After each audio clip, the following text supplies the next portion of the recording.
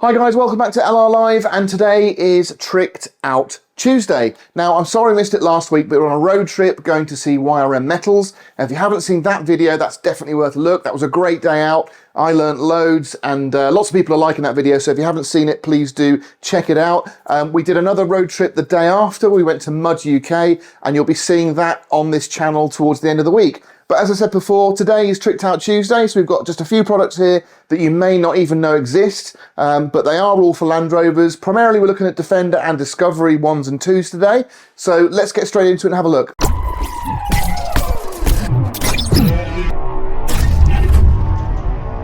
Now, not all these parts are super sexy, but they are relevant. Now, I say that because obviously Tricked Out Tuesday kind of suggests that they might be a bit blingy, but to be fair, these are just some better products that you might not know exist. Let's start straight away with these galvanized brake covers. Now, on a Defender, obviously on your front brakes, you've got a brake shield, which is invariably sort of just a sheet pressed metal piece in steel that will definitely corrode over time. Now, we are talking about Land Rover Defenders that are 30 years old, so invariably they're going to need replacing. Now, if yours are on their way out, a galvanized option is a really good choice. So I know these look super shiny. They're fairly inexpensive, to be honest, but the finish, it's not amazing.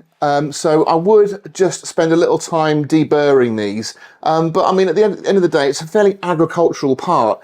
And Defender's a fairly agricultural vehicle, so it doesn't look out of place. But if you wanted to just fit these as they were in the silver, just bear in mind they are going to dull off after about 6 months. They're going to go like a dull grey. They'll lose their shine. But you could paint them, so if you want to do that, you have to leave them outside in the weather for some time for them to actually lose their shine. Then you could paint over them, and you could colour code them or just put them black. It's up to you, but at least you know that they're going to last a very long time being galvanised. So the next product I want to show you is for a Discovery 2. Now, if you've lifted your vehicle, so a 2 or a 3-inch lift, regardless of whether it's for off-road duties or overland duties, you're going to want to fit some of these extended anti-roll bar links. Now, the whole purpose of these, obviously, when you lift the vehicle, the distance between the chassis and the anti-roll bars, it varies and the axles varies. So these are going to help maintain stability on your vehicle, and everything's going to operate as it should. If you're raising a vehicle up, obviously you're raising the actual centre of gravity. And if you've got an expedition vehicle and you're putting roof tents or fuel and that sort of stuff on top of the vehicle, it's really going to affect the way it handles. But you must have the links correctly fitted. You've got to have these extended links to make sure that you're bringing it all back to standard because of the lift. Now, these come as a set of 4. They're made by Delphi, so it's a known brand. It's a good quality brand, and you're only looking about 40 quid. So these are definitely worth fitting, and it's something that you may not have known that would be recommended if you're going to lift your Disco 2. So continuing on the theme of early Defender and Range Rover classics, now we've all looked at and seen in the past diff guards. Now, diff guards are a great idea, and I've suffered the consequences of not having one. Sadly, it's not off-road. I actually changed positions at a forecourt garage and hit one of those really high curbs that sit to protect the pumps, and I put a massive dent in my diff. So that was something that wasn't too clever.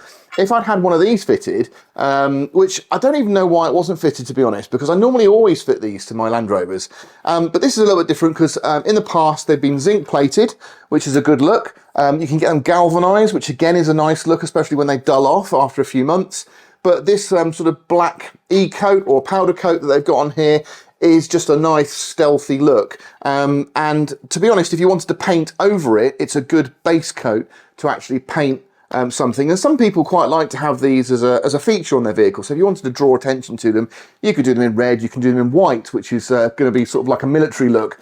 But the finish on this is really nice. It's just a very simple to fit piece. It literally just expands, you slide it over the diff and clamp it on, and it will serve a purpose for the cost of about 15 quid, I think.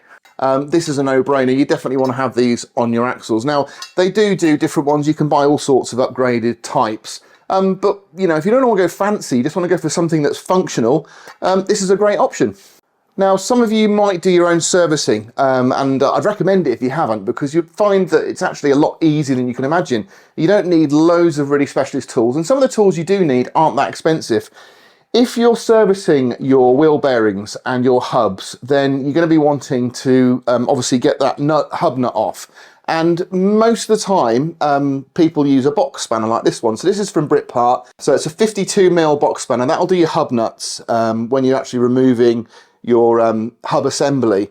But they're not brilliant. I mean, £2 plus the tax, so I don't know, but £2.50, something like that, for one of these. It's cheap as chips. And if you're doing the job once, it's probably worth doing. But if you like to service your vehicles a lot, or maybe you've got more than one vehicle, or you're in a group or a forum, or you're in a club, and you're sharing components and you're helping each other out doing the stuff, why don't one of you just invest like 16 quid and get this heavy duty socket? This is going to do the job forever. This will never be an issue, it will never break. It's really heavy, it weighs a bloody ton, so it's definitely solid, and I don't think you're going to have any issues. And it's just a better tool for not a lot of money. In every Defender and every Discovery 1 Range Rover Classic, you've got a cigar 12-volt socket.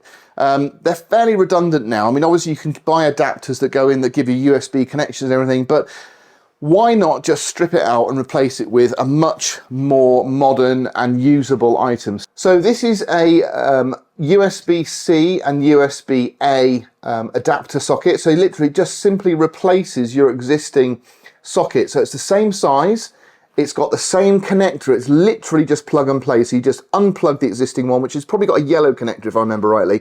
You just plug this one in. You need to thread it through the hole, and it's got a nut on there with a rubber washer. There's loads of meat, so you can, I think you can fit it up to like 28mm thick, so there's plenty of room, so you can fit it to anything. So if you've done some modifications on your vehicle, or you want to fit it in a cubby box or anywhere like that, just extend the wires and you can do it. But ideally it would just plug and play where the old one is, and it just goes straight in. So a really nice little product. Now it's 30 quid, but it's 30 quid because it's got a lot of technology in it that's not going to overload your devices, which is something that can happen.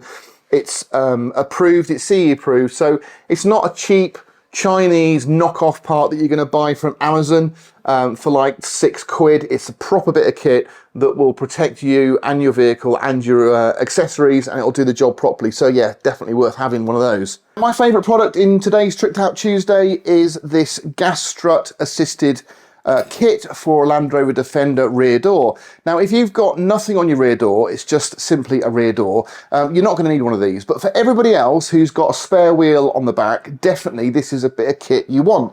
It's quite simply 2 plates. Now, this plate fits to the top side of your roof inside, just above the door in that section there, sits on the lip that sits above the door. And then you fit this piece onto the corner of the inside where the hinges are, the corner of your rear door. And quite simply, you connect the two up with this gas strut. Now, when I saw this on the website, I had to do a double check. I asked the guys if the price is actually correct, because I think it's too cheap. That's not a sales pitch. Genuinely, I was surprised. 35 quid for this bit of kit, and I don't know why everybody doesn't have one. It should have been on the vehicle out of the factory. You get one on the vehicle now when you buy a brand new Defender. It is on there on the new Defender, so it should be on the older one in my mind. So basically, super easy to fit. It just a bolt on, uses the existing hinge bolt positions there, and quite simply, there's some additional bolt positions there that are already in place, so it's pretty much plug and play. Just put this in and you're good to go. So that is a really nice addition. For 35 quid, it's going to really help with opening that rear door. Now, if you've got a swing away wheel carrier on your vehicle, you're going to benefit from this product even more. It just makes everything so much easier. You literally unlatch it and out it comes. So good. So that is my top tip for Tricked Out Tuesday. If you were interested, which I'm sure you are, we have a project vehicle coming. All will be revealed next week. And instead of me just showing you products like this and like this, we're going to be fitting them into the vehicles, which I know a lot of you wanted to see, and I've been desperate to do it as well. But with the price of Defenders recently, it's just been bonkers trying to find the right vehicle.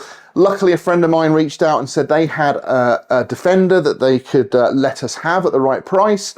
And it's a really original vehicle. Now, we're not going to ruin it and just cover it in bits. But we are going to use it to demonstrate to you guys how easy it is to fit these parts and some things to look out for. So that's going to be a long-term project vehicle, and we're going to be looking at that every week. There'll be a feature on the long-term project vehicle. And this is our project vehicle. The sneak peek there, that's the vehicle that's going to come to us soon. 110 County, TD5, coming to the channel as a project vehicle, and we will show you that in all its glory next week. If you haven't subscribed yet, it's definitely worth doing and hitting the bell for the notification, all that stuff. We do post 2 to 3 times a week, which I know sounds like quite a lot, but as I've said before in previous videos, 250,000 products in here that I want to go through and share with you guys. Now we're doing factory visits and site visits and manufacturing visits, which is brilliant. I really enjoy doing those. So we're going to be doing like 2 of those a month. We've got Tricked Out Tuesday, we've got Project Friday, loads to see. So definitely subscribe, come and join us, enjoy the ride, and give us a thumbs up if you like what you see, and I will catch you on the next one.